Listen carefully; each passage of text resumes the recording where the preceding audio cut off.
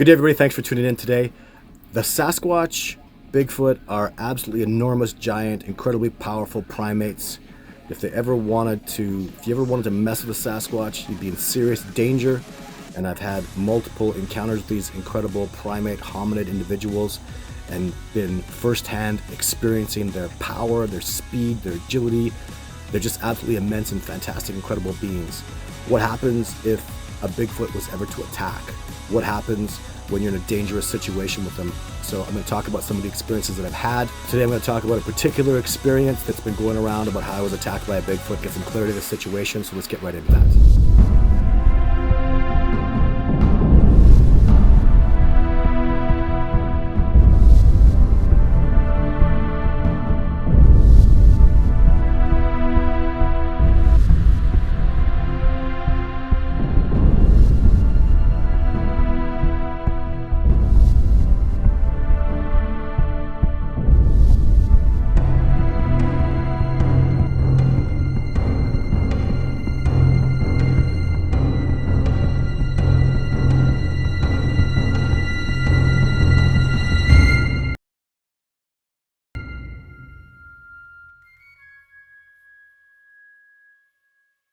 Let me play this video sequence. It's from my movie, just a short little section of it, and then I'll explain to you a little more information that's not really known about this after the sequence plays. There's a trackway again that you can see I'm zooming in on. I've got a night light or an infrared light.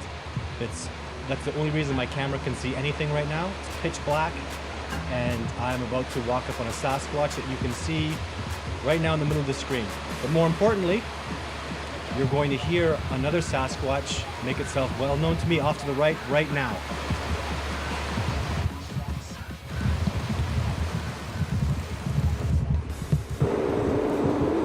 Now that I know I have a Sasquatch that's protesting off to my right, I know I have to keep moving forward and following this trackway. At this point, I'm starting to make something out directly in front of me. Again, now I can hear a Sasquatch moving up on me to my right, just stepping in the snow. However, I'm focused on that directly in front of me. Clearly, a back and an arm are pointed back towards me, and this creature has no idea that I can see it right now. The reason I know it's there is I've seen the trackway, and that is standing out to me like a sore thumb.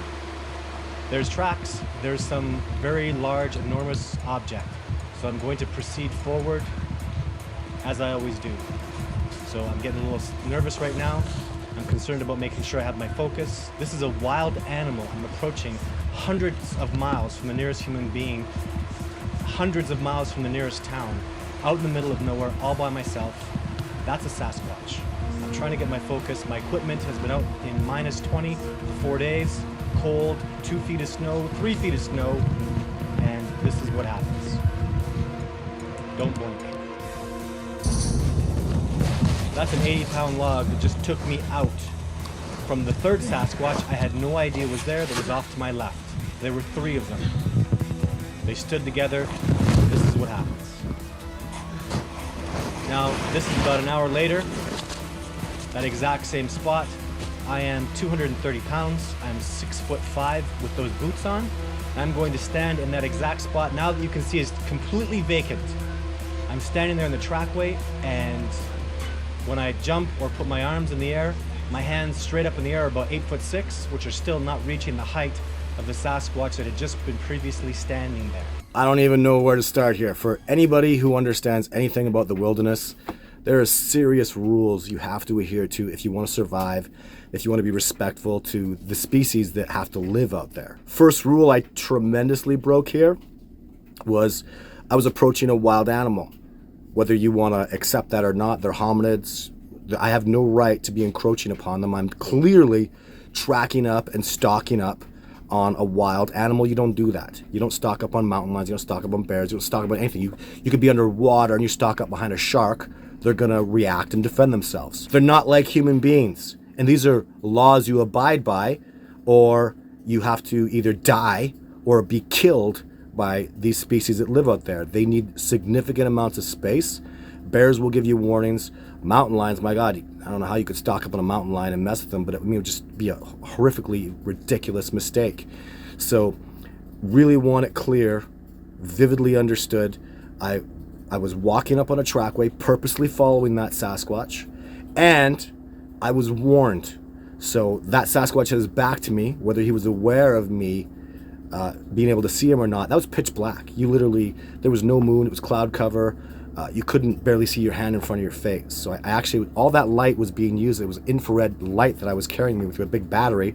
And then I had my camera set on infrared mode. So I literally couldn't see anything without the viewfinder. So all I'm seeing is through the viewfinder. It's also ridiculously cold. You don't get that feeling for it, but trust me, it was -20. It was freaking freezing. So I've been clearly warned. The other thing I want to make vividly clear is the most impressive thing that Sasquatch. So they were triangulating, which they regularly do. This is standard military tactics. You know, the one that they don't want you messing with, the one that I was following the trackway, is they're asking me to look at the other one who's off in the distance, and then even I'm focused over here, focused like that, and behind me on the other side, that's where the log was coming from. So, but what I want to make clear is I don't think that Sasquatch was very far away from me. So, and you know what I didn't do? I didn't go check for his tracks over there. I was really, literally, you can make your complaints and stuff, but I was literally injured, severely injured. My whole right side was, even to this day, like that shoulder and that trap still have tightness and soreness that I'm always working through. I'm always stretching it out. So that was a heavy log that hit me. It was big. And what I don't understand though is, I guess the Sasquatch couldn't have been more than 10 yards away from me when he threw it, maybe 15. Because I'll tell you something, he gently lobbed it at me. Like that log hit me, knocked me down. Even the way it hit me, it wasn't like thrust, it wasn't whipped at me. It was, the only way I can express it is lobbed, like perfectly lobbed, where it had minimum momentum, minimum force upon it, just enough to just kind of knock me out of the way and say, like, what are you doing? Like, show a little respect. And so I am completely at fault in this situation, completely. I broke every rule. I was being disrespectful. I was out there, you know, full on ego, trying to get the footage like I sometimes do, like I've mistakenly done in the past. And if that would have been a bear or a mountain lion or something dangerous, you know, a moose, I'd have been killed and I would have deserved to die. So the Sasquatch are wild beings, wild hominids. So the rules that apply to them are wilderness rules, not civilization rules. I know you can walk up on a person, but this is not civilization, this is wilderness. And I am literally, remember, I'm tracking him, I'm following his tracks, 100%. So, you know, it was me that was entirely at fault. I consider that absolutely not an attack whatsoever, because something that the native people have taught me in depth. The first time I ever really heard it, it was a Northern Cree term. I don't remember the exact wording in Cree, but the translation was, you know, if you mess with a Sasquatch, the translation is you take your last breath. And I couldn't agree with that more. You literally, these beings, man, they can throw, that log could have been thrown with the velocity to take my head off. You know, I didn't even need to, he could have swung that log at me and killed me. I've seen them do things that are like throw rocks with nearly supernatural abilities, like lobbing rocks great distances, deadly accuracy when they throw them. You think that you can outsmart them? I'll tell you something. I promise you. If a Sasquatch ever came crashing through the bush at you, like ripping trees, smashing, it sounded like a freaking freight train coming through the bush, you're going to be looking at it. Your attention is going to be there, and that's not where the attack is going to come from. So they will silently sneak up on you. I've seen Sasquatch move through the wilderness with the stealth and silence of a mountain lion, only matched by those species. Literally saw a Sasquatch running once and almost felt like it was a bad dream because I couldn't hear him. I couldn't hear his footsteps. I could see him running, and I saw him come to this section. I was familiar with these woods and this terrain. And he came through this area where all these trees were all mashed up, and I thought, okay, he's going to slow down there. And I literally saw him like squeeze up where it looked like his head touched his toes, and he flew through this little open section of trees that were all piled up and landed again silently and kept moving. So I'm telling you, and I've heard many stories from colleagues and friends of mine that have been snuck up on. We literally, on the episode of Survivor Man Bigfoot, the very first one in Radium, the first season, we literally heard a Sasquatch move so fast. This is in Survivor Man's own words. You heard like a whew. So it ran across a mountain, heavily wooded, rocky, steep cliff mountain. So fast you heard a whooping sound. You know what we didn't hear? We didn't hear crashing trees. We didn't hear bushes rustling. We didn't hear heavy footsteps. And that's been the case multiple times over. So I'm telling you, these guys are powerful, heavy, terrifyingly scary when they want to be, and deadly, deathly, infinitely silent. That's a combination that you don't mess with a Sasquatch, because you will take your last breath. They would literally, it would be as simple as having one or maybe even two of them charge at you loudly. And I'm talking a Sasquatch charging loud. I mean, you could just look at the eyewitness accountings. It sounds like a freight train. They're smashing, bashing. When they break trees, it sounds like gunshots. I have actually, the first time I ever heard a Sasquatch break a tree that was 4 inches thick, I thought it was a .357 Magnum going off. Except after the loud gunshot sound, I heard like a snap at the end, like a cracking sound, which sounded tree-like. So it was like a gunshot with a tree crack. You've never heard that kind of power. There is nothing in nature anywhere that exists that has the power and the strength of a Sasquatch to do like what they do with tree breaks. I mean, you have to compare. Elephants probably could bust and snap things like that. I don't have any experience with African animals. You know, maybe a rhino crashing through the bush, but they put their forearms up and they will intimidate you. And that's never from where the attack's coming. And you have to understand you're dealing with a species that's intelligent. So that's what you need to take away from that particular situations. And half a dozen others that I've had that have been that significant, that much going on, where they're always in triangulation, they're always 2 steps ahead of you. These are family units, or tribal units, maybe you could say, that I'm studying. I can't get in and study a Sasquatch that's acutely in the area, because he's passing through. It'd be like finding a needle in 50 haystacks. You're never going to know when a Sasquatch may come through an area. I go into areas where there's a tribe or a whole family unit existing, thriving in that area. So, and if you go and take on the family, you have my sympathy. You don't know who you're messing with. These guys are literally light years ahead of us. And there's so much beyond what I can just sit here and express to you right now with the power, the speed, like the tree breaks that I've seen.